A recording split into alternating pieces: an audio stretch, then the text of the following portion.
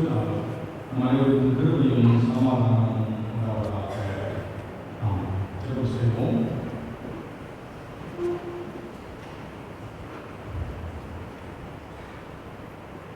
பேசும் என் ஆண்டவா, பேசும் என் இயேசுவே, வேதத்தை படிக்கும் போது ஏழை நான் கதறும் போது பேசும் பேசும் பேசும் பேசும். ஆண்டவரே, உடைய பாதத்தில் நாங்கள் வந்து உடைய சத்தத்தை கேட்கும்படியாக நாங்கள் அமர்ந்திருக்கிறோம். ஆண்டவரே, நீர் எங்களோடு கூட இடைபடும்படியாக நாங்கள் ஜெபிக்கிறோம். உடைய மகிமையை காண, உடைய மகத்துவத்தை அறிந்து கொள்ள தேவரீர் எங்களுடைய ஆவிக்குரிய மனக்கண்களை நீர் திறக்கும்படியாக நாங்கள் ஜெபிக்கிறோம்.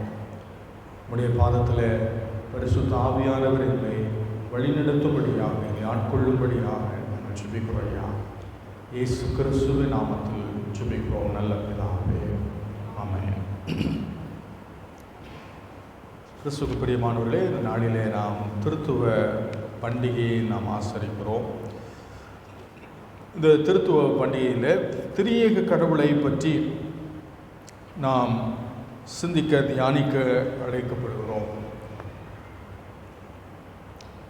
கடவுளை குறித்து ஒவ்வொரு மார்க்கத்திலும் ஒவ்வொரு புரிந்து கொள்ளுதல் உண்டு. ஆனால் வேத புத்தகத்தில் அல்லது கிறிஸ்தவ மார்க்கத்தில் நாம் அறிந்து கொள்கிற ஒரு காரியம், கடவுளே தன்னை வெளிப்படுத்தின அந்த அற்புதமான வெளிப்பாட்டை வேத புத்தகத்தில் நாம் பார்க்கிறோம். கடவுளுடைய ஒரு அடியவர் அகஸ்டீன் என்கிற ஒரு திருச்சபையினுடைய ஒரு மிக முக்கியமான போதகர் அவர் சொன்ன ஒரு காரியம், கடவுளை பற்றி நாம் அறிந்து கொள்ள துவங்கி இருக்கிறோம், ஆனால் கடவுளை பற்றி அறிந்து கொள்வது இன்னும் அறியாத காரியங்கள் ஏராளமாக உண்டு. அவர் இதை புரிந்து கொள்வதற்காக சொன்ன ஒரு காரியம், ஒரு சின்ன பையன் கடற்கரையில் நின்று விளையாடிக்கிட்டு இருந்தான். விளையாடிட்டு அவன் சொன்னான், நான் கடலை பார்த்தேன் அப்படின்னு. அவர் சொன்னது கரெக்டா? கடலோட ஒரு ஓரத்தை தான் பார்த்துருக்கான் அவன், மொத்த கடலை பார்க்கல. அவன் கடல் ரொம்ப பெருசு, ஏதோ ஒரு சின்ன ஓரத்தில் நின்று விளையாடிட்டு வந்துட்டு அவன் சொன்னான், கடலை நான் பார்த்தேன், ஆனால் கடல் ரொம்ப பெருசு, இவனுடைய கண்ணுக்கு அப்பாற்பட்டது, இவனுடைய புரிந்து கொள்வதற்கு அப்பாற்பட்டது, அதனுடைய ஆழம் அகலம் அதை புரிந்து கொள்வது ரொம்ப ரொம்ப கடினமான காரியம். அதே போல் கடவுளை பற்றி ஆண்டவர் நம்ம கெப்பாசிட்டிக்கு ஏற்ற மாதிரி ஒரு சின்ன அளவு நமக்கு வெளிப்படுத்தி இருக்கிறார். கடவுளினுடைய முழு மகிமையும் மகத்துவமும் நம்முடைய புரிந்து கொள்ளுதலுக்கு, நம்முடைய சிந்தைக்கு எல்லாவற்றுக்கும் அப்பாற்பட்டது. ஆகிலும் கடவுள் நாம் அவரை அறிந்து கொள்ளும் வண்ணமாக தம்மை நமக்கு வெளிப்படுத்தி இருக்கிறார். கடவுளை குறித்து ஆண்டவர் தம்மை வெளிப்படுத்தியிருக்கிற காரியங்களில் சில நிறைய வேத வசனங்களை நாம் இந்த நாளிலே வாசிக்க போகிறோம். ஏனென்றால் ஒரே பகுதியில் ஆண்டவருடைய காரியங்களை பற்றி நாம் முழுமையாக புரிந்து கொள்ள முடியாது. அதனால் நம்ம அநேக வேத வசனங்களை வாசிக்க போகிறோம். உபாகமத்தின் புத்தகம் 6ஆம் அதிகாரம் 4வது வசனம், யூத இனத்தை சேர்ந்த எல்லா மக்களும் ஒவ்வொரு நாளும் சொல்லுகிற ஒரு மிக முக்கியமான ஸ்டேட்மெண்ட் தான் இந்த வசனம். உபாகமம் 6:4.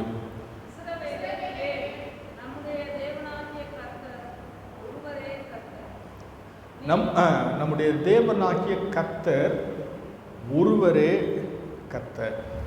ஆண்டவர் ஒருவர், கடவுள் ஒருவர் என்கிற ஒரு மிக முக்கியமான உண்மையை இந்த பகுதியில் நம்ம வாசிக்கிறோம். யூதர்களுக்கு அல்லது அவர்களை சுற்றி வாழ்ந்த பல இன மக்களுக்கு இது வித்தியாசமான ஒரு கருத்து. ஏனென்றால் பல தெய்வங்களை வழிபட்டு வந்த அந்த பின்னணியத்தில் யூதர்கள் மட்டும் ஒரே கடவுளை ஆராதிக்க அழைக்கப்பட்டிருக்கிறார்கள். முதல் கட்டளையே ஆண்டவர் தெளிவாக சொன்ன காரியம், என்னை அன்றி உனக்கு வேறு தேவர்கள் உண்டாயிருக்க வேண்டாம். ஒரே கடவுளை ஆராதிக்கும்படியாக நாம் அழைக்கப்பட்டிருக்கிறோம். ஆனால் வேதத்தில் உள்ள சில வசனங்களை வாசிக்கும் போது நமக்கு ஒரு சில சின்ன குழப்பம் வந்துடும். ஏன்னா ஒரே கடவுள்னு சொல்லப்பட்டிருக்குதே, அப்புறம் இந்த வசனங்களில் இதை எப்படி நான் புரிந்து கொள்வது என்று நமக்கு யோசிக்க தோன்றும். அப்படி சில வசனங்களை நம்ம வாசிக்கலாம். சங்கீதம் 45ஆம் சங்கீதம் 7வது வசனத்தை வாசிங்க.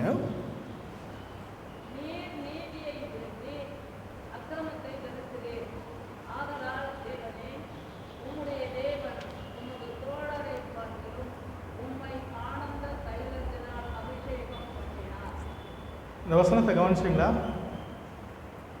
இந்த வசனத்தில் தேவன்ற வார்த்தை 2 முறை வருது. இந்த 2 முறை வர்ற தேவனும் ஒரே நபரை குறிக்குமா?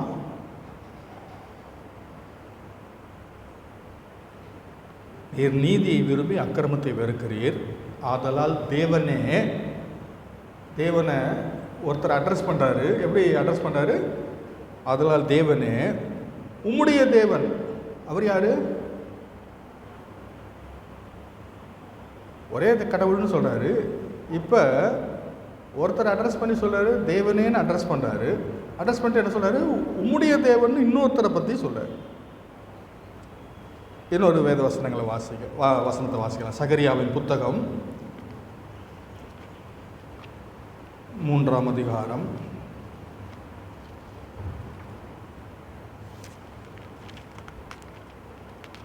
2வது வசனம் வாசிக்கலாம்.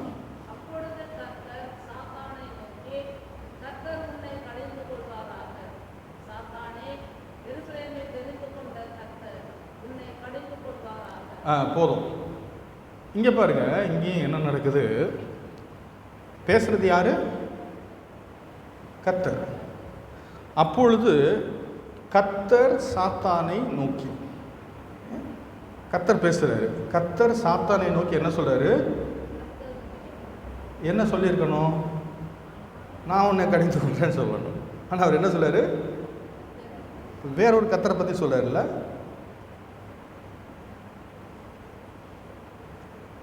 இந்த குழப்பங்கள் நீங்கணும் அப்படின்னா திரியேக கடவுளை நம்ம புரிந்து கொள்ளும்போது அது மாறிடும். இன்னொரு வேதவசனத்தை பாருங்க. ஏசாயா 48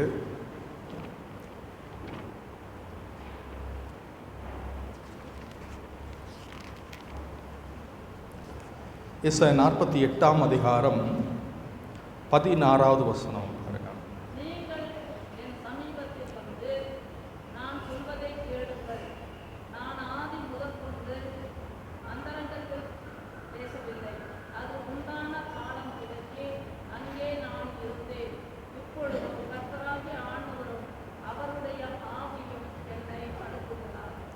கவனிங்க, இங்கே ஒருத்தர் பேசிகிட்டு இருக்கிறாரு. என்ன பேசிகிட்டு இருக்கிறாரு? நீங்கள் என் சமீபத்தில் வந்து நான் சொல்வதை கேளுங்கள், நான் ஆதி முதற்கொண்டு அந்தரங்கத்தில் பேசவில்லை, அது உண்டான காலம் துவக்கி அங்கே நான் இருந்தேன். இப்பொழுதோ கர்த்தராகிய ஆண்டவரும் அவருடைய ஆவியும் என்னை அனுப்புகிறார். என்னைன்றது யாரை குறிக்கும்? என்னைன்றது ஒருத்தரை குறிக்குது இல்லை? அவர் என்ன சொல்கிறாரு? கர்த்தராகிய ஆண்டவரும் அவருடைய ஆவியும் என்னை அனுப்புகிறார். 3 பேர் இருக்கிறாங்க இந்த வசனத்தில். கர்த்தராகிய ஆண்டவரும் அவருடைய ஆவியும் என்னை அனுப்புகிறார். அப்போ திரியேக கடவுளை புரிந்து கொள்ளாமல் இந்த வசனத்தை எல்லாம் நம்மளால் விளங்கி கொள்ள முடியாது. நம்ம இந்த வசனம் நமக்கு புரியுது. ஏன் புரியுது அப்படின்னா, நம்ம கடவுள் பிதா குமாரன் பரிசுத்த ஆவியாக இருக்கிறாருன்னு நம்ம நம்புறதுனால தான் இதெல்லாம் விளங்கிக்க முடியும். இன்னொரு வசனம் நம்ம எல்லாருக்கும் நன்கு தெரிஞ்ச வசனம், ஏசாயா 61ஆம் அதிகாரம் 1 முதல் 3 வசனங்கள்.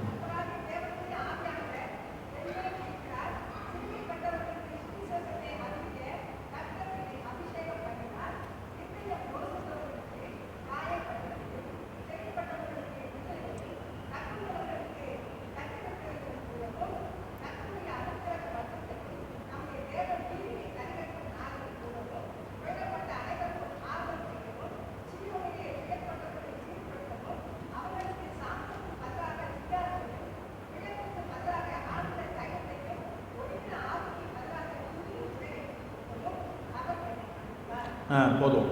இங்கே பாருங்க, இங்கேயும் 3 நபர்களை நம்ம பார்க்கலாம். பேசுகிறாரு ஒருத்தர், பேசுகிறவர் என்ன சொல்கிறாரு?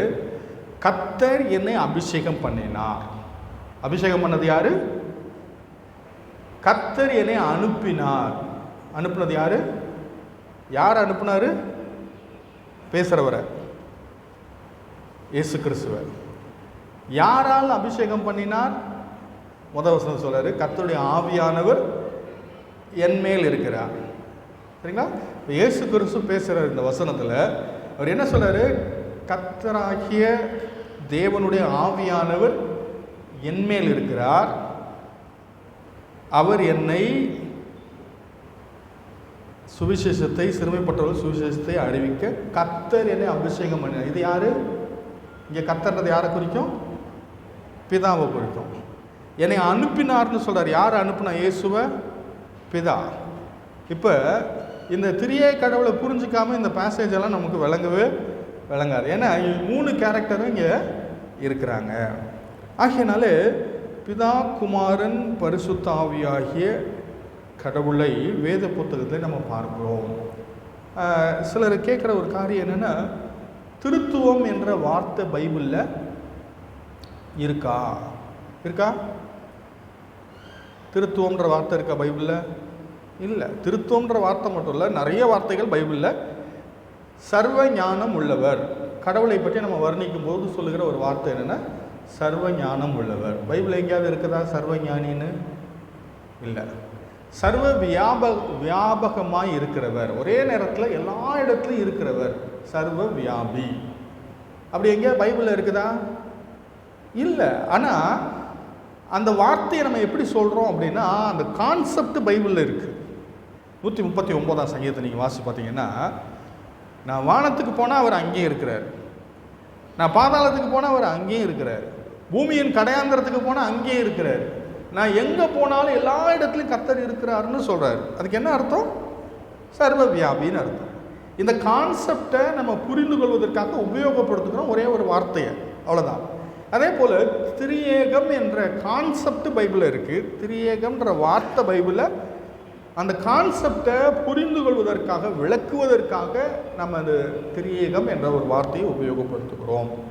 ஆகையினால நம்ம காரியத்தை கவனிக்கிறோம். பழைய ஏற்பாட்டில் பிதாவாகிய கடவுள் அவருடைய அற்புதமான செயல்பாடுகளை நம்ம பார்க்குறோம். ஆனால் நிறைய நேரத்தில் அநேகருக்கு ஏற்படுகிற ஒரு சின்ன பிரச்சனை என்னென்னா, இயேசு கிறிஸ்து கடவுளா? பிதா கடவுள் என்பதை எல்லாரும் ஏற்றுக்கொள்ளுகிறாங்க. ஆனால் இயேசு கிறிஸ்து கடவுளா? ஜெகோவா விட்னஸ், முஸ்லிம்ஸ் இவங்கெல்லாம் மறுக்கிற மிக முக்கியமான கோட்பாடு என்னன்னா, இயேசு கிறிஸ்து கடவுள் இல்லை, பிதா கடவுள். ஏசாமி கூட ஜெபம் பண்ணதை பார்த்தீங்களா? ஏசாமி கூட பிதாவை நோக்கி ஜெபம் பண்ணார். அவர் கடவுளாக இருந்தால் எதுக்கு ஜெபம் பண்ணணும் அப்படின்னு நிறைய பேர் கேட்குறாங்க. சரிங்க? அப்போ இயேசு கடவுள்னு பைபிள் சொல்லி இருக்குதா? சில பேர் வசனங்களை நம்ம கவனிக்கலாம்.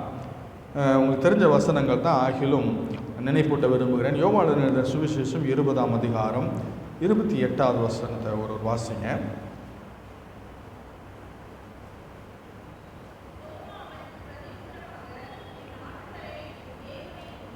உயிர்த்தெழுந்த இயேசு கிறிஸ்துவை தோமா கண்டபோது சொன்ன காரியம் என்ன?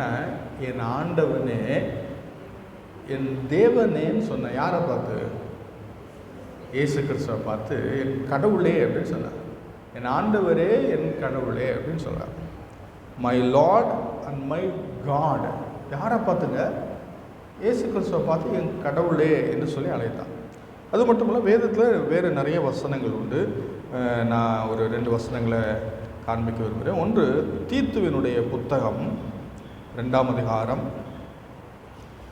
13வது வசனம். தீத்து 2ஆம் அதிகாரம் 13வது வசனம்.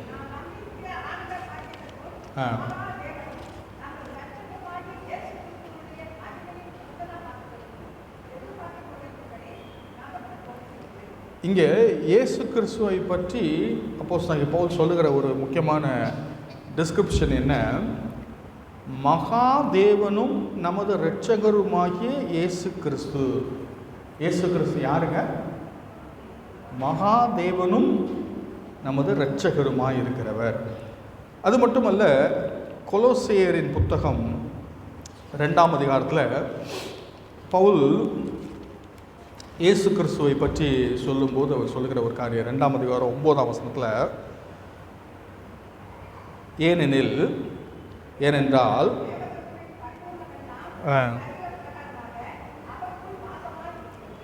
தெய்வத்துவத்தின் பரிபூரணம் எல்லாம் இயேசு கிறிஸ்துவுக்குள் சரீர பிரகாரமாக அவருக்குள் வாசமாய் இருந்தது. ஆகையினாலே இயேசு கிறிஸ்து தெய்வத்துவத்தின் முழுமையை தன்னகத்தே பெற்றிருந்தார் என்கிற ஒரு மிக முக்கியமான காரியத்தை அப்போஸ்தலனாகிய பவுல் சொல்கிறார். வேறு வசனத்தை வாசிக்கலாம். ஏசாயா 43ஆம் அதிகாரம் 10வது வசனம் வாசிங்க.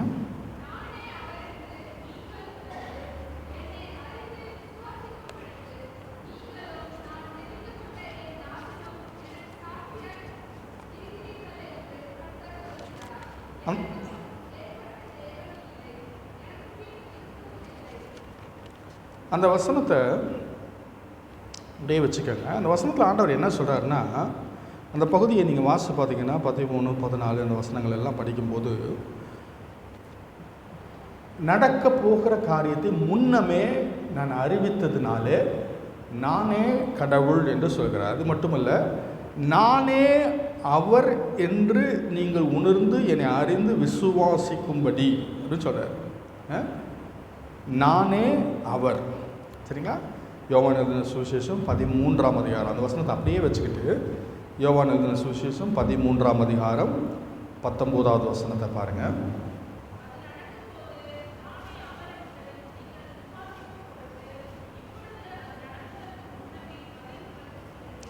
இயேசு கிறிஸ்து நிறைய காரியங்களை தீர்க்கதரிசனமாக சொன்னார். அவருடைய மரணத்தை பற்றி சொன்னார். மரணத்தில் என்னென்ன காரியம்லாம் நடக்கும்னு சொன்னார். எல்லாரும் என்னை விட்டுட்டு ஓடி போயிடுவீங்கன்னு சொன்னார். இதெல்லாம் நடக்கிறதுக்கு முன்னமே சொன்னார். ஏன் முன்னமே சொன்னாருன்றதுக்கு காரணத்தை இங்கே சொல்கிறார். நானே அவர் என்று நீங்கள் அறியும் பொருட்டு, நீங்கள் விசுவாசிக்கும் பொருட்டு, அது நடப்பதற்கு முன்னமே இவைகளை உங்களுக்கு சொன்னேன். இதை யார் சொன்னா அப்படின்னா, பிதா பழைய ஏற்பாட்டில் சொன்ன மாதிரியே இயேசு கிறிஸ்து புதிய ஏற்பாட்டில் சொல்லியிருக்காரு. அப்போ நானே அவர் அப்படின்னு சொன்னார். அந்த அவர்ன்ற வார்த்தை ரொம்ப முக்கியமான ஒரு வார்த்தை. ஏன் அப்படின்னா, அந்த வார்த்தை ஆதியாகவும் 3ஆம் அதிகாரத்தில் உபயோகப்படுத்தப்பட்டிருக்கிற ஒரு வார்த்தை, இருக்கிறேன் என்ற ஒரு வார்த்தை. அவர், வரப்போகிறவர், வருகிறவர் என்றெல்லாம் வேத புத்தகம் அவரை குறித்து சொல்கிறது. ஆகினால அந்த வரப்போகிற அவர் மேசியா நான் என்பதை இயேசு கிறிஸ்து காண்பிக்கும்படியாக இந்த காரியங்களை சொல்கிறார். அது மட்டும் இல்லை, வேறு ஒரு வசனத்தை நம்ம வாசிக்கலாம். யோவான் எழுதின சுவிசேஷம் 8வது அதிகாரம் 58வது வசனம் பாருங்கள்.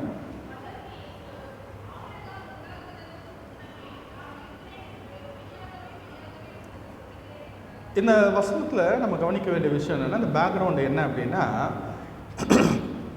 51ஆம் வசனம் பார்த்தீங்கன்னா இயேசு கிறிஸ்து சொல்கிறாரு, ஒருவன் என் வார்த்தையை கை கொண்டால் அவன் என்றென்றைக்கும் மரணத்தை காண்பதில்லை. என் வசனத்தை ஒருத்தன் கை கொண்டால் அவன் சாகவே மாட்டான்னு சொல்கிறார். இதை கேட்டுக்கிட்டு இருந்த யூதர்கள் என்ன கேட்குறாங்க, என்னையா நீ சொல்கிற? ஆபிரகாம் செத்து போயிட்டார், ஈசாக்கு செத்து போயிட்டார், யாக்கோபு முற்பிதாக்கள் அவங்க எல்லாம் தாவீது எல்லாரும் செத்து போயிட்டாங்க. நீங்கள் என்ன சொல்கிறீங்க? ஒருவன் என் வார்த்தையை கேட்டால் அவன் சாக்கவே மாட்டான்னு சொல்கிறீங்களே, நீர் ஆபிரகாமிலும் நீர் பெரியவரா? அவர் மரித்தார், தீர்க்கதரிசிகள் எல்லாரும் மரித்தார்களே அப்படின்னு 53ஆம் வசனத்தில் சொல்கிறாங்க. உன்னை நீ எப்படிப்பட்டவன் ஆக்குகிறாய்? இயேசு கிறிஸ்து அந்த சூழ்நிலையில் தான் சொல்கிறாரு, ஆபிரகாம் உண்டாகிறதுக்கு முன்னமே நான் என்ன சொல்லியிருந்திருப்போம் நம்மளா இருந்தா? இல்லை, என்ன சொல்லணும்? ஆபிரகாம் உண்டாகிறதுக்கு முன்னமே நான் இருந்தேன்னு சொல்லணும். இப்படி தானே சொல்லணும். ஆனால் அவர் என்ன சொல்லியிருக்காரு? இருக்கிறேன்னு சொல்லியிருக்கிறாரு. தவறுதலாக எழுதியிருக்கிற மாதிரி இருக்கு. ஆபிரகாம் உண்டாகிறதுக்கு முன்னமே நான் இருந்தேன்னு தான் சொல்லணும். அதானே கிராமரு. இவர் என்ன சொல்றாரு? ஆபிரகாம் உண்டாகிறதுக்கு முன்னமே நான் ஏன் அப்படி சொன்னார்? அவர் இருக்கிறவராகவே இருக்கிறவர். அவர் என்ன சொன்னார்னு உங்களுக்கு எனக்கும் ஒருவேளை புரியாமல் இருக்கலாம். அதை கேட்டுட்டு தான் யூதர்களுக்கு புரிஞ்சிடுச்சு ஏசாமி என்ன சொல்றார். ஏன்னா இந்த நான் இருக்கிறேன் அப்படின்ற வார்த்தையை யூதர்கள் யாருமே சொல்ல மாட்டாங்க. ஏசாமி ரொம்ப அழுத்தி அவர் சொல்றாரு, ஆபிரகாம் உண்டாகிறதுக்கு முன்னமே நான் இருக்கிறேன்னு சொன்ன உடனே எல்லாரும் என்ன பண்ணிட்டாங்க தெரியுமா? கல் எடுத்துட்டாங்க அடிக்கிறதுக்கு. ஏன்னா இவர் என்ன கடவுள் மாதிரி பேசுகிறாரு. கடவுள் மாதிரி தான் அவர் பேசினார். ஏன் அவர் கடவுள் மாதிரி பேசினார்? அவர் கடவுள்ன்றதுனால அப்படி பேசினார். ஆனால் இவங்களால அதை ஏற்றுக்க முடியல. உடனே என்ன பண்ணிட்டாங்க, இவர் எப்படி இப்படி பேசலாம் அட்ரா அப்படின்னு எல்லாம் கல்லை எடுத்துட்டாங்க. அப்போ இயேசு கிறிஸ்து தன்னை பற்றி என்ன சொல்றாரு? நான் இருக்கிறவராக இருக்கிற அந்த கடவுள் என்பதை இந்த வசனங்களில் எல்லாம் ஆண்டவர் சொல்லிக்கொண்டே வருகிறார். அது மட்டுமல்ல, வேறு நம்ம எல்லாருக்கும் தெரிந்த சில காரியங்களை நான் சொல்ல விரும்புகிறேன். யோவான் எழுதின சுவிசேஷம் 1ஆம் அதிகாரத்தில் ஆண்டவர் சொன்ன காரியம் நமக்கு தெரியும். ஆதியிலே வார்த்தை இருந்தது, அந்த வார்த்தை தேவனிடத்தில் இருந்தது, அந்த வார்த்தை தேவனாக இருந்தது. Word was with God, Word was God. கடவுளோடு இருப்பது வேற, கடவுளாக இருப்பது வேற. அந்த வசனத்தை நம்ம ரெண்டு காரியத்தை புரிந்து கொள்ளலாம். கடவுளும் இருந்தார், வார்த்தையும் இருந்தது. வார்த்தை கடவுளோடு இருந்தது, வார்த்தை கடவுளாகவே இருந்தது. இல்லை? அப்போ இங்கேயும் ஒரு டிஸ்டிங்ஷனை பார்க்குறோம். கடவுளும் இருந்தார், வார்த்தையும் இருந்தது. ரெண்டு என்டிட்டியும் இங்கே இருக்குது. ஆனால் பைபிள் என்ன வாசிக்கிறோம்? கடவுள் ஒருவர். எப்படி இதை புரிஞ்சுக்கிறது? நம்ம தொடர்ந்து கவனிக்கலாம். இங்கே கடவுளும் இருந்தார், வார்த்தையும் இருந்தது, வார்த்தை கடவுளாக இருந்தது. அப்போ இந்த காரியங்கள்லாம் நம்ம கவனிக்கிற ஒரு விஷயம், ரெண்டு திரியேகத்தின் ரெண்டு நபர்களை நம்ம இங்கே பார்க்குறோம். வெளிப்படுத்தின விசேஷம் 1ஆம் அதிகாரத்தில் 8வது வசனத்தில் ஆண்டவர் சொல்கிற ஒரு காரியத்தை கவனிங்க.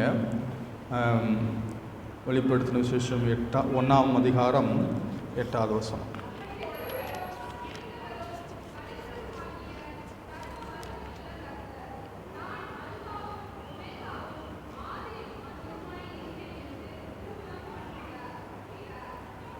இந்த பகுதியில் இதை சொன்னதை யார் அப்படின்றத நம்ம கவனிக்கும்போது ஒருவேளை பிதாவாகிய கடவுள் சொல்லியிருக்கலாம். ஏன்னா பழைய ஏற்பாட்டில் ஆண்டவர் தன்னை அறிமுகப்படுத்தும் போது நான் இருக்கிறவராக இருக்கிறேன், ஆதியும் அந்தமாக இருக்கிறேன்னா பழைய ஏற்பாட்டில் சொல்லியிருக்கிறார். ஆனால் வெளிப்படுத்தின விசேஷம் 22ஆம் அதிகாரம் 12ஆம் வசனம் 13ஆம் வசனம் வாசிங்க.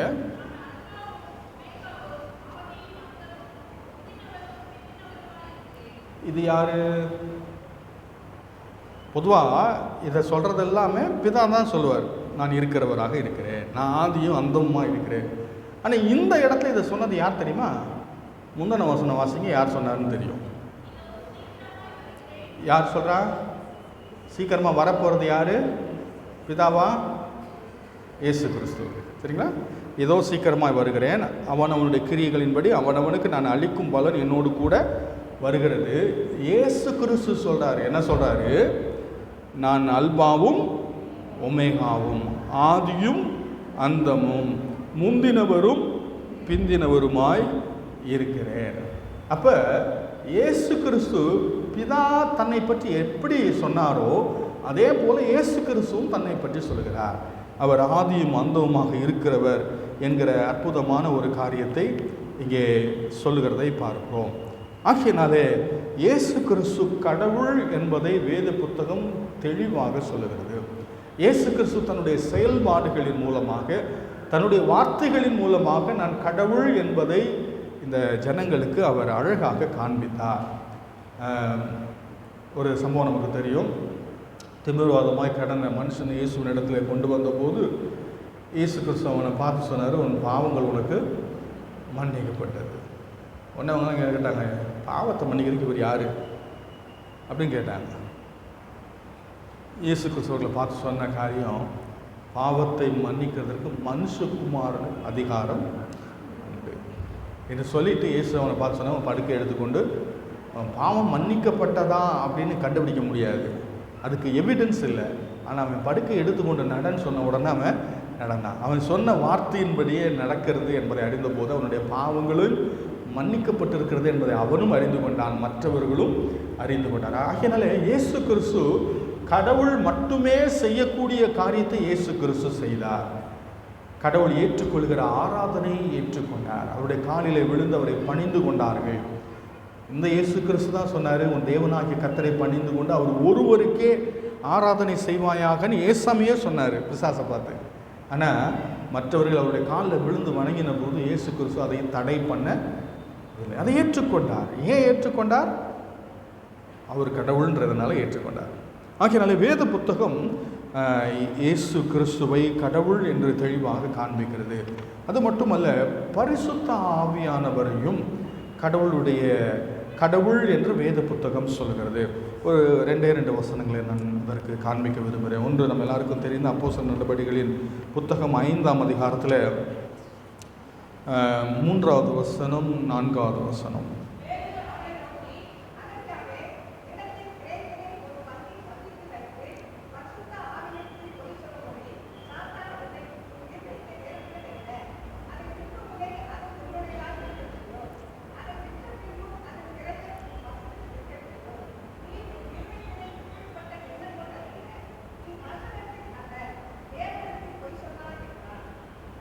இந்த வசனத்தில் 3வது வசனம் 4வது வசனம் கவனிக்க வேண்டிய ஒரு காரியம்னா, இவங்க யார்கிட்ட போய் சொன்னாங்க?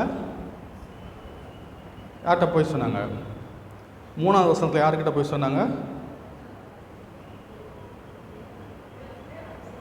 3வது வசனத்தில் பரிசுத்த ஆவியினிடத்தில் பொய் சொல்லும்படி யார்கிட்ட போய் சொன்னாங்க?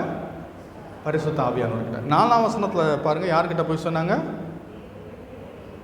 தேவனிடத்தில் போய் சொன்னாய். தேவன் யாரு? பரிசுத்த ஆவியானவர். 3ஆம் வசனத்தில் பரிசுத்த ஆவியானவரிடத்தில் போய் சொன்னான்னு சொல்றாரு. 4ஆம் வசனத்தில் தேவனிடத்தில் போய் சொன்னான்றாரு. ஏன் சொன்னார் அப்படின்னா, தேவன் பரிசுத்த ஆவியானவர், பரிசுத்த ஆவியானவரும் கடவுளாக இருக்கிறபடினாலே அப்படி சொன்னார். அது மட்டுமல்ல, நம்ம ஏற்கனவே வாசிக்க கேட்ட ஏசாயா 61:1 கர்த்தருடைய ஆவியானவர் என்மேல் இருக்கிறார். ஆவியானவர் யாருங்க? அவர் கர்த்தருடைய ஆவியானவர். அவர் கடவுளுடைய திரியேக தன்மையில் ஒருவராக இருக்கிறார். ஆகையினாலே இந்த வேத பகுதியில் நாம் எல்லாவற்றிலும் கவனிக்கிற ஒரு காரியம் என்னவென்றால், இயேசு கிறிஸ்து கடவுள், பிதாவாகிய தேவன் கடவுளாக இருக்கிறார், பரிசுத்த ஆவியானவரும் கடவுளாக இருக்கிறார்.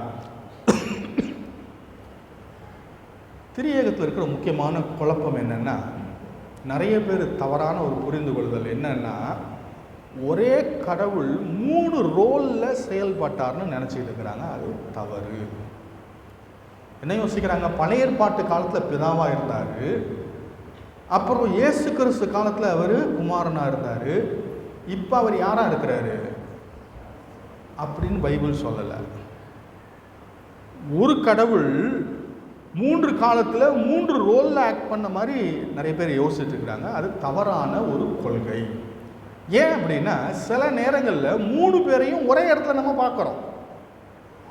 பிதா, குமாரன், பரிசுத்த ஆவியானவர் மூவரையும் சில நேரத்தில் ஒரே இடத்துல பார்க்குறோம். அதை நம்ம எப்படி புரிந்து கொள்வது? அப்புறம் அவர் பழைய ஏற்பாட்டில் இருந்தவர் எப்படி வந்தார் இங்கே அப்படின்னு நமக்கு யோசிக்க தோணும்.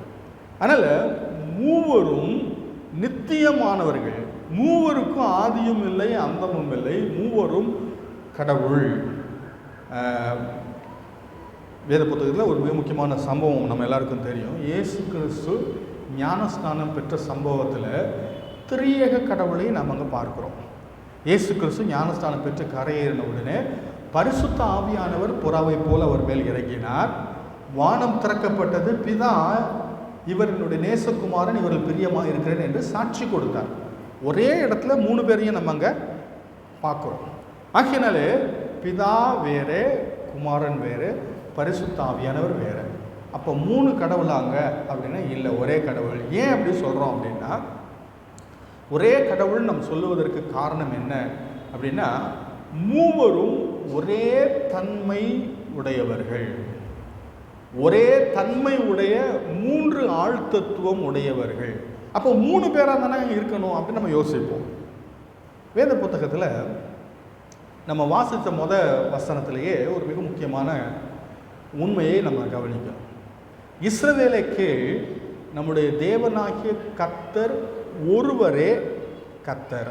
அந்த இடத்துல அந்த ஒருவரே அப்படின்றது உபயோகப்படுத்தப்பட்டார்.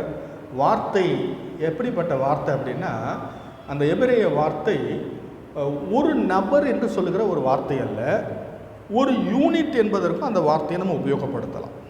உதாரணத்துக்கு இந்த வார்த்தை இன்னொரு இடத்துல உபயோகப்படுத்தப்பட்டிருக்கு. தேவனாகிய கர்த்தர் ஒருவரே அப்படின்ற வார்த்தை இன்னொரு இடத்துல உபயோகப்படுத்தப்பட்டிருக்கு. எங்கே தெரியுமா? இது நிமித்தம் தகப்பனையும் தாயை விட்டு தன் மனைவியோடு சேர்ந்திருப்பான், அவர்கள் இனி இராமல் ஒரே மாமிசமாக இருப்பார்கள். கணவன் மனைவி இருவரா ஒருவரா? ஒருவரா? இருவர் ஒரே மாமிசமாக இருப்பாங்க. அதே மாதிரி தான், அதே வார்த்தை தான் இங்கே உபயோகப்படுத்தப்படுது. இங்கே 3 ஒன்றா இருக்கிறாங்க, இங்கே 2 ஒன்றா இருக்கிறாங்க, அங்கே 3 ஒன்றா இருக்கிறாங்க. அதனால் 3 கடவுள் அல்ல, ஒரே தெய்வீக தன்மை உடையவர்கள் ஆகியனாலே அவர்கள் ஒரே கடவுள். ஆனால் 3 ஆழ்தத்துவம் உடையவர்கள். வேதத்தில் இன்னும் நம்ம சில வசனங்களை கவனிக்கலாம். யோவான் எழுதின சுவிசேஷம் 14ஆம் அதிகாரம் 16வது வசனம், 14, 16, 14, 16.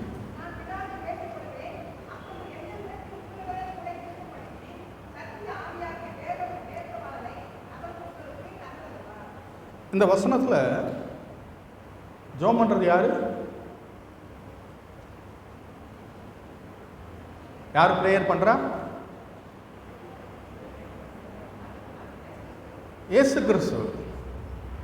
நான் பிதாவை நோக்கி வேண்டிக் கொள்ளுவேன் சொன்னது யாரு? நான் என்பது யாரை குறிக்கும்? இயேசு கிறிஸ்துவை நோக்கி. யாரை நோக்கி இவர் ஜெபிக்கிறாரு? பிதாவை நோக்கி ஜெபிக்கிறார். எதற்காக ஜெபிக்கிறார்? பரிசுத்த ஆவியாகிய வேறொரு தேற்றவாளனை அவர் அனுப்பணுன்றதுக்காக ஜெபிக்கிறார். அப்போ இந்த ஒரே வசனத்தில் நம்ம திரியேக கடவுளை நம்ம பார்க்கிறோம். இதிலிருந்து நம்ம புரிந்து கொள்ளுகிற ஒரு விஷயம் என்னன்னா, பிதா குமாரன் இல்லை, குமாரன் பரிசுத்த ஆவியானவர் இல்லை, பரிசுத்த ஆவியானவர் பிதா இல்லை. 3 வேறு வேறு நபர்கள். ஆனால் 3 ஒன்றாக இருக்கிறார்கள், ஒரே தன்மை உடையவர்களாக இருக்கிறார்கள், ஒரே தெய்வீக தன்மையை உடையவர்களாக இருக்கிறார்கள், ஒரு யூனிட்டாக இருக்கிறாங்க, ஒன்றா செயல்படுறாங்க. ஆகியனாலே ஒரே கடவுள் என்று நாம் அவர்களை பார்க்கிறோம். 3 ஒரே நேரத்தில் இருக்கிறாங்க, 3 ஒரே தெய்வீக தன்மை உள்ளவர்கள், 3 சமமான கடவுள். கொஞ்சம் கவனிக்க வேண்டிய ஒரு விஷயம், இதில் யார் பெரிய கடவுள் யார் சின்ன கடவுள் அப்படி ஒன்றும் இல்லை, 3 சமமானவர்கள். இப்போ இதில் புரிந்து கொள்கிறதுக்கு ஒரு சின்ன பிரச்சனை அங்கங்கே வரும் வேத புத்தகத்தை படிக்கும்போது. என்ன தெரியுமா? இயேசு கிறிஸ்து சில இடத்துல சொல்லுவார், மனுஷகுமாரன் வரும் நாள் என்னைக்குன்னு எனக்கே தெரியாதும்பாரு. ஒரு கடவுளுக்கு தெரியாமல் இருக்கிறதுக்கு வாய்ப்பு இருக்கா? வாய்ப்பு இல்லை. அப்புறம் எப்படி சொன்னார்? அதே மாதிரி இன்னொரு யோவான் சுவிசேஷம் 10ஆம் அதிகாரத்தில் இயேசு கிறிஸ்து சொன்னார், என் பிதா என்னிலும் பெரியவர்னு சொன்னார். அப்போ அவர் பெரியவர், இவர் சின்னவரா? இதை எப்படி புரிந்து கொள்வது அப்படின்னா, இதை புரிந்து கொள்வதற்கு நம்ம கவனிக்க வேண்டிய ஒரு விஷயம், பிதா குமாரன் பரிசுத்த ஆவியாக கடவுள் 3 சமமானவர்கள், 3 தெய்வீக தன்மை உடையவர்கள், 3 நம்முடைய ஆராதனைக்குரியவர்கள். ஆனால் இயேசு கிறிஸ்து பூமிக்கு மனிதனாக வந்தபோது அவர் தன்னைத்தானே தாழ்த்தினார், தம்முடைய மகிமையை விட்டு அவர் இறங்கி வந்தார். அது வாலண்டியராக அவர் செஞ்ச ஒரு காரியம். திரும்ப என்ன செஞ்சார்? இப்போ திரும்ப தன்னுடைய மகிமைக்கு அவர் கடந்து சென்றிருக்கிறார்.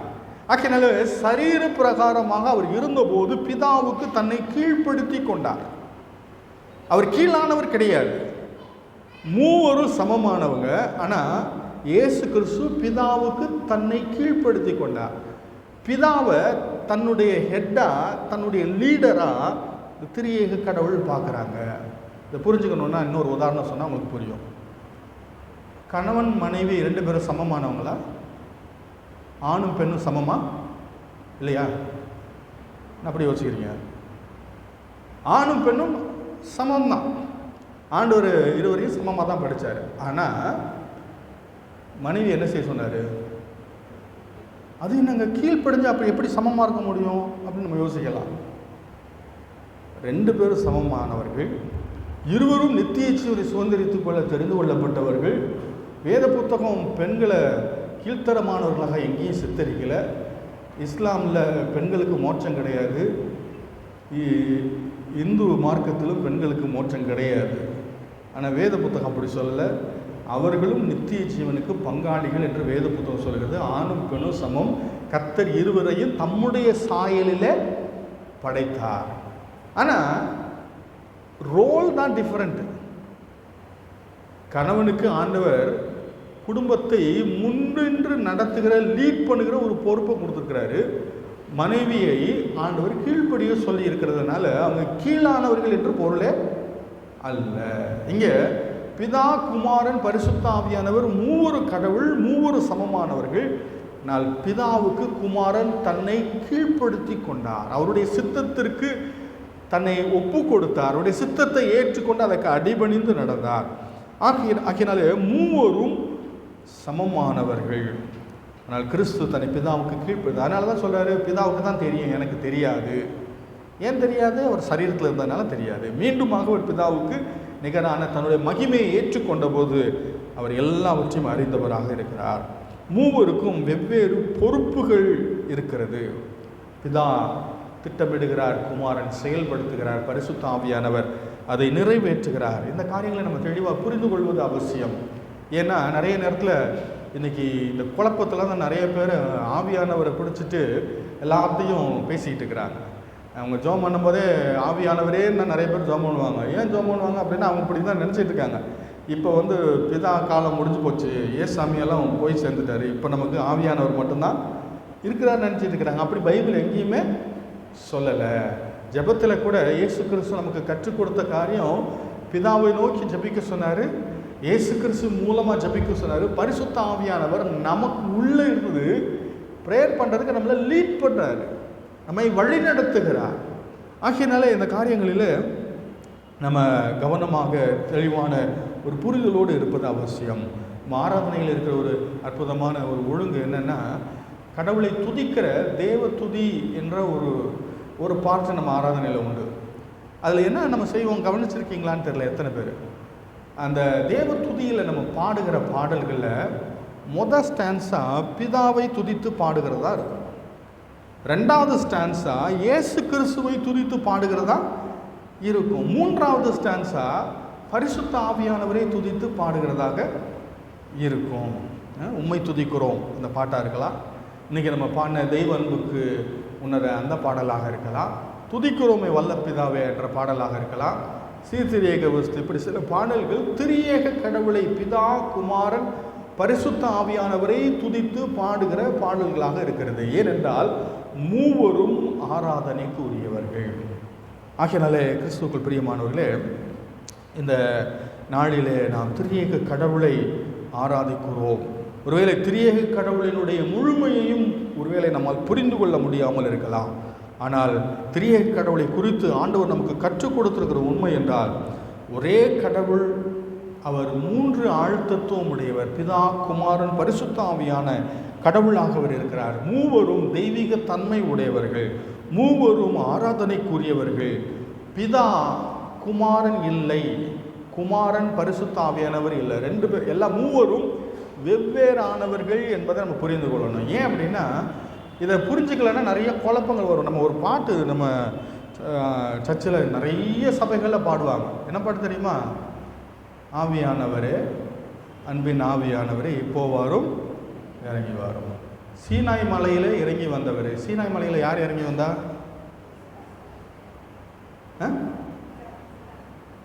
சீனாய் மலையில் யார் இறங்கி வந்தா? ஆவியானவரா? குழப்பம். அதான் என்ன குழப்பம்னா, நம்ம 3 பேரும் ஒன்றுன்னு நினச்சிட்டோம்னா குழப்பமாயிடும். சிலுவையில் தொங்கினது யாரு? பிதாவா? பிதான்னு சொன்னா கரெக்டா? ரட்சிப்பின் திட்டத்தை தீட்டியது பிதா, சிலுவையில் நிறைவேற்றினது இயேசு கிறிஸ்து. சிலுவை மரணத்தினுடைய ஆழங்களை புரிந்து கொள்ளவும் அதனுடைய ஆசீர்வாதங்களை நாம் அனுபவிக்கவும் உதவி செய்வது பரிசுத்த ஆவியானவர். 3 பேருடைய ரோலும் வேற வேற. ஆகையினால இதை நம்ம தெளிவாக புரிந்து கொள்ள ஆண்டவர் நமக்கு உதவி செய்ய வேண்டும். ஆகையினால பிதா, குமாரன், பரிசுத்த ஆவியானவர் மூவரும் வெவ்வேறானவர்கள், மூவரும் சமமானவர்கள், மூவரும் ஒரே நேரத்தில் இருப்பவர்கள், மூவரும் ஒரே தெய்வீகத்தன்மையுடையவர்கள், மூவரும் ஒன்றாயிருக்கிறார்கள். அதனால் தேவனாகிய கர்த்தர் ஒருவரே கர்த்தர் என்ற வார்த்தைக்கு பிதா, குமாரன், பரிசுத்த ஆவியாகிய கடவுளை ஆராதிப்பது முரணானது அல்ல. ஏன் முரணானது அல்ல அப்படின்னா, 3 ஆழ்த்தத்துவமுடைய ஒரே கடவுள். இதை இன்னும் நீங்கள் புரிஞ்சுக்கிறதுக்கு உதவி செய்யும்படியாக நான் இப்படி சொன்னால் சரியாக இருக்குன்னு நினைக்கிறேன். ஒரு யூனிட்டாக இருக்கிறாங்க அவங்க, ஒரே யூனிட். அப்போ அவங்க ஒரே கடவுளாக இருக்கிறார்கள். ஆனால் 3 ஆழ்த்தத்துவம் உடையவர்கள். அவர்கள் இணைந்து நம்மை ஆசீர்வதிக்கவும் நம்மை வழிநடத்தவும் செயல்படுகிறார்கள். இந்த திரியேக கடவுளை நம்ம புரிந்திருப்பதில், வேத புத்தகம் அந்த கடவுளை பற்றி சொல்லுவதில் சில முக்கியமான காரியங்கள் உண்டு. இது ஏன் ரொம்ப அவசியம் அப்படின்னா, திரியேக கடவுள் நம்முடைய வாழ்க்கையில், கிறிஸ்தவ வாழ்க்கையில் அவர் நம்மோடு கூட இடைப்படுகிறவர், அவர் நம்மை வழி நடத்துகிறவர், நம்மை ஆசீர்வதிக்கிறவர். கடவுள் அன்பாகவே இருக்கிறார் இல்லைங்களா? ரொம்ப முக்கியமான ஒரு வார்த்தை. ஏன் இதை மனுஷனை படைக்கிறதுக்கு முன்னாடி கடவுள் அன்பாக இருந்தாரா? இப்போ நான் இன்னொரு நபரே உலகத்தில் இல்லைன்னு வச்சுக்கோங்களேன். உலகத்தில் நான் மட்டும்தான் இருக்கிறேன். உலகத்தில் நான் ஒரே ஒரு ஆள் தான் இருக்கிறேன்னு வச்சுக்கோங்களேன். நான் அன்பானவன்னு சொல்ல முடியுமா? யாரையா நீங்கள் நேசிக்கிறீங்கன்னு கேட்டீங்கன்னா என்ன சொல்கிறது? அதனால் கடவுளே ஒரு நிறைவற்றவராக இருப்பார். இப்போ திரியேக கடவுள் இருக்கிறதுனால கடவுள் அன்பாக இருக்கிறாருன்னு உலகத்தை உண்டாக்குறதுக்கு முன்னாடி சொல்ல முடியுமா?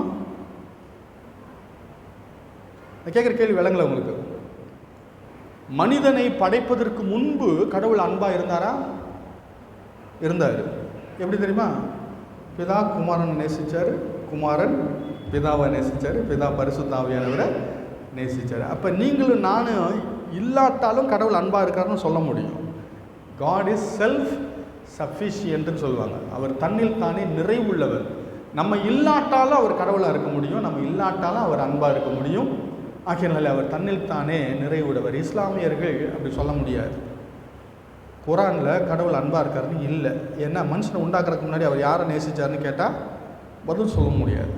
அதனால் கடவுள் இரக்கமுள்ளவர், கடவுள் அப்படி இப்படின்லாம் சொல்லுவாங்க. ஆனால் கடவுள் அன்பாக இருக்கிறாருன்ற வார்த்தையே இல்லை. ஆகையினால திரியேக கடவுள் தம்மை வேத புத்தகத்தில் நமக்கு வெளிப்படுத்தி இருக்கிறார். அவர் நம்முடைய ரட்சிப்பில் நம்மோடு கூட கிரியை செய்கிற கடவுள். நம்முடைய வாழ்க்கையில், நம்முடைய ஜெபத்தில், நம்முடைய அனுதின வாழ்க்கையில் இந்த திரியேக கடவுள் நம்மோடு கூட இருக்கிறவர். பிதாவினுடைய வலது பாசத்தில் இயேசு கிறிஸ்து வீற்றிருக்கிறார்.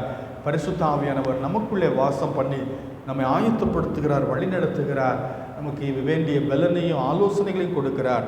ஆகையினால் இந்த திரியேக கடவுளை, கடவுளினுடைய ஒரு சின்ன பகுதியை அறிந்து கொள்வதற்கு கடவுள் நமக்கு வேதத்தில் தம்மை வெளிப்படுத்தி இருக்கிறார். ஒரே கடவுள் 3 ஆழ்த்தத்துவமுடைய திரியேக நபர்களாக நம்முடைய வாழ்க்கையில் நம்மோடு கூட செயல்படுகிறார். ஆகையினால் அந்த திரியேக கடவுள் நம்முடைய ஆராதனைக்குரியவர், நம்முடைய போற்றுதலுக்குரியவர். அவரையே நாம் ஆராதிக்கலாம். ஜெபம் செய்வோம்.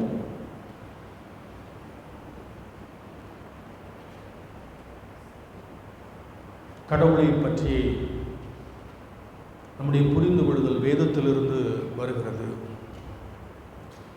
கடவுளை பற்றிய புரிந்து கொள்ளுதல் நம்முடைய கற்பனை அல்ல.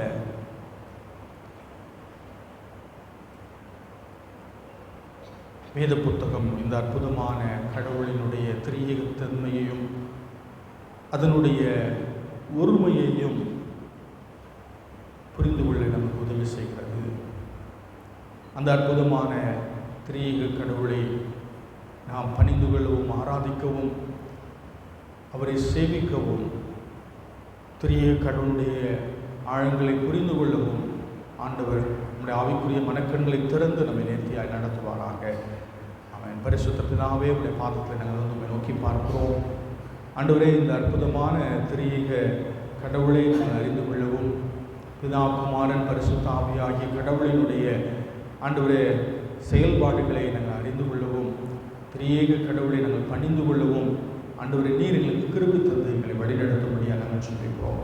ஒன்றான மெய்தேவனாகிய உம்மையும் உம்முடைய குமாரனாகிய இயேசு கிறிஸ்துவையும் அறிவதே நித்திய ஜீவன் என்று சொல்லியிருக்கிறீரே. நானே அவர் என்று நீங்கள் அறிந்து கொள்வதனாலே ஆண்டவரே நாங்கள் ஆக்கினைக்கு தப்பிக்கொள்வோம் என்று சொல்லியிருக்கிறீரே. ஆண்டவரே, அந்த அற்புதமான உண்மையை, உன்னதமான ஆண்டவரே சத்தியத்தை நாங்கள் அறிந்து கொண்டு திரிய கடவுளை நம்பிக்கை வைத்து வாழ ஒவ்வொருவருக்கும் நீங்கள் கிருபை செய்து எங்களை வழிநடத்தும்படியாக நாங்கள் சொல்லிக்கிறோம். துதிக்கான மகிமை எல்லாவற்றுமே கேட்டெடுக்கிறோம். இயேசு கிறிஸ்துவின் நாமத்தில் நன்றிகளை